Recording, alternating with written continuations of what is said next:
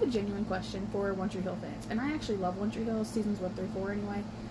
The rest I can fuck with, but not. I prefer not to. If we're all on the same page that Dan Scott is trash, and I know that there's some mixed feelings, some love him in the end, some hate him in the end, some think he got what he deserved, some think that he had a happy ending, blah blah blah. But I personally am on the thought that I can never forgive Dan Scott. I know he saved Jamie, I know he saved Nathan, I know he saved a bunch of people along the lines, but I can never forgive Dan Scott.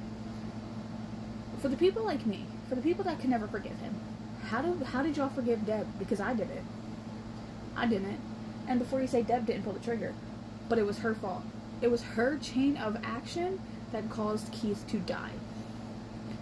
She went to Keith that night when he was ready to kill Dan. She went to Keith that night. And she took his shit from him, his gun, all of it. And then that's when she decided she was going to kill Dan. And she tried to kill him. She failed, obviously. And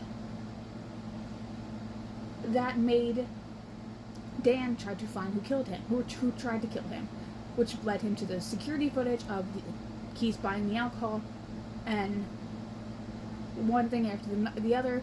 It led to the school. Well, that didn't lead to the school shooting, but the school shooting happened, and it led to him killing Keith for trying to kill him, which did not happen because Deb tried to kill him, and then he'd never tried to kill Deb after that. I personally think it's Deb's fault as well. Like, Deb might not have pulled the trigger on Keith, but she definitely started the chain of reaction that did it. It's like, if I cut someone's brakes and they crash into another car and kill that family, I am responsible because I cut their brakes.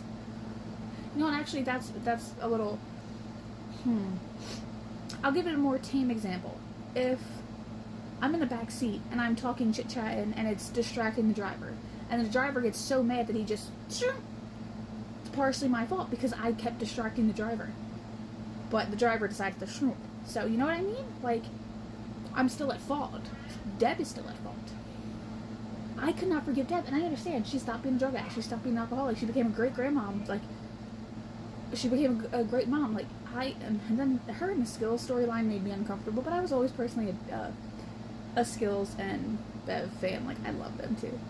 But, no. I could not forgive Deb. I can't.